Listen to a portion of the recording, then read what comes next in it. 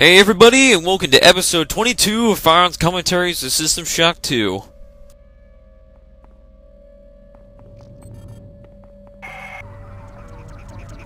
We must destroy the Von Braun. But before we can separate the Rickenbacker, we must remove the foul black eggs. The many has vomited on this deck. These eggs are an experiment of the many, and will in time spawn the next generation of annelid, which you will have no hope of destroying. Steel yourself for a struggle, human. They fear you, for you are my avatar. I feel so touched. She used to consider me nothing more than an insect, and now I'm a reincarnation of a goddess. Wait a minute. If she calls me an insect and insults me at every turn, doesn't that mean she's also insulting herself? Wow, Showdown, way to screw up there. But yeah, current objective: destroy the red and black eggs which contain the next generation of the many's offspring. And this new generation is supposedly more superior in every way to the old generation, considered invincible by Shonan herself. So that means, if they are born, we're screwed. So let's get to it. Soldier, this is Captain William Diego. There isn't much time, so you must listen. Captain Diego! Take advantage of seeing this whole situation from every... God damn it, Shodan! It's rude to interrupt other people, damn it! Just as annoying as Polito. Oh, whatever. Now then, if you're all wondering, ignoring Shodan for the moment, we're in the Rickenbacker, a warship named after a World War I aerial ace. However, this is the part of the game where you can see how rushed it was, because at this point I think they were running out of money and time also, so the design of this place is not that great at all. But actually it's like my third favorite area in the entire game. As bad as the design is, it actually fits within the ship's scale, even though it's not technically sound, since it doesn't give any of the crew members an advantage. Like, for instance, you'll see in a minute. I'll show you in a minute, but first I'm going to play a log before I continue on with discussion about the level design. This is a log by Bayless, who discusses the events that took place on Tau City. We arrived planet-side via the shuttle on June 15th at 0800 hours. Korechkin was the first one out the door, never even bothering to do a Level B hazard suit exam. Not wanting to let that little tri-op suit get a head start, Diego went right after him. I thought it was crazy, sending the senior officers of the Rickenbacker down to the surface of an uncharted body. But both those idiots were going to get all the glory for the UNN and tri-op they could. Damn. Time for inspection. More later. Oh, for God's sakes. I knew Korechkin was greedy, but that's just pure stupidity right there. Then again, the fact that they put him in command of such an important mission, I wouldn't be surprised if this crew, like, was from the special training class. Now then, back to the main topic at hand, level design. Yeah.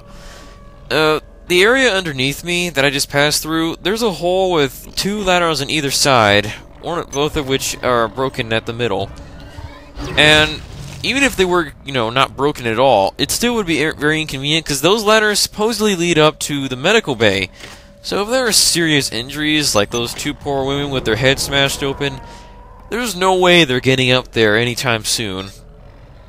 I mean, in order to get up there, someone would have to, like, grab them by the hand and climb up the ladder with one hand, while holding them limply on either side. Not only would the weight make it almost impossible, but if something should go wrong and they drop them, well, they won't need the medical bay, that's for sure. There are much better examples that can be found later in the series.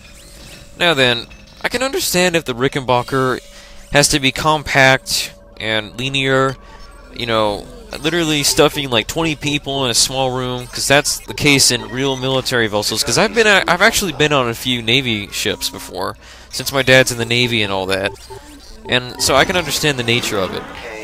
The problem with the Rickenbacker is just how inconvenient everything is, I guess. I mean, there's no way anyone's gonna get to safety in time. There are no armories that I know of for sure. I mean, these turrets in particular are just badly placed. They're obstructing the whole area.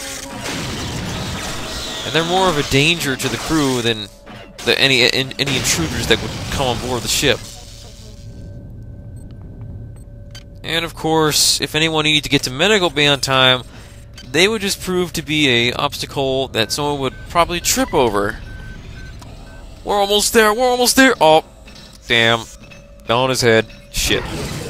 Yeah. But despite its shortcomings, I actually kind of like the Rickenbacker. I mean, I always had ideas that if it were remade, it would definitely be the most popular part of the game. That's just my opinion, of course. And here's the second part of Bayless's logs about Tau City 5. Let's have a listen. The eggs were lying in a semicircle in the middle of what looked like a crash crater. There were hundreds of those things, hundreds. And as we got closer, you could hear them. Not the eggs, the things inside them. It was like music. I was scared out of my mind. But that music, all I wanted to do was see those things up close. Find out their secrets. Seems like he caught them in the middle of an orchestra. Now then, you should clearly see that the reference to Alien there. Finding eggs on a desolate planet in a crater. And these eggs contain a hostile alien life form. But in this case, the mini were designed, as you could already tell, to take out humans. Such as luring them with that music, as Bayless described it as.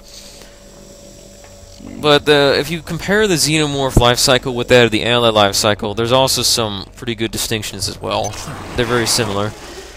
It's not impossible. I mean, Alien has influenced a number of sci-fi games and movies, so yeah, there are very subtle references. Usually in the design choices in certain levels, like in hydroponics with peculiar hallway shapes.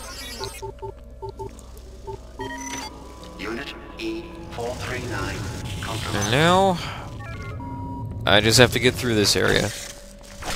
Rickenbacker is, in my opinion, a lot like engineering. Very cramped, very linear, very hard to get through things because of all the enemies nearby. Especially with the introduction of the new turret. That turret is basically just like the laser turret, only a lot faster. And a little harder to hit because of its smaller size. Let's discuss the UNN's purpose in this whole mission. They were designated as the protectorate of Triop's ship, the Von Braun, and technically that gained prestige for the UNN in the process because Triop was known for bad deeds in the past.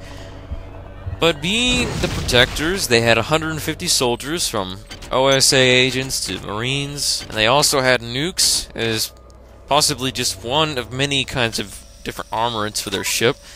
So they were well armed, could easily have destroyed the Von Braun probably, because Shodan implies that this ship could have been used to destroy the Von Braun since the Mini had completely infested the Von Braun and therefore it was useless to her, or so she leads us on to think.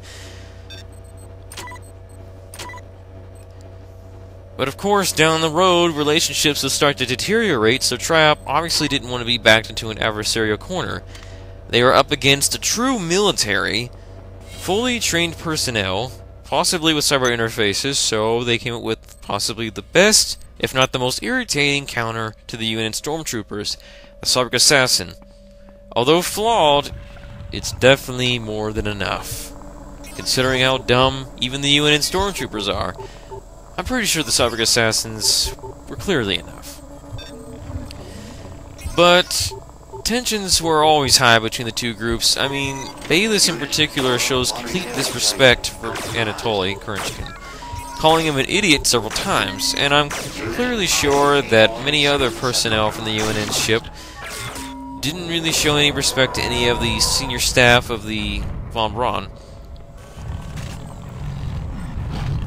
I'm guessing it's because the people who joined the UNN were people who were victims of, corporate mischief, and Triop was probably the most infamous for such mischief in the first place.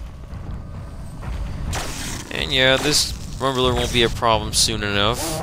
It's chasing me now, but I'm about to exploit a little unfortunate, well, fortunate for me, glitch. He gets stuck in the wall, and now he's no longer a notable threat. We can continue on now. One might ask, and I'm pretty sure many have asked, what would the next generation of annelids look like? My guess is that they wouldn't be parasitic life forms anymore. You know, they wouldn't have the worms anymore. They would actually be true life forms, being able to adapt and change and look different. They would actually be unique individuals, probably, depending on how it went.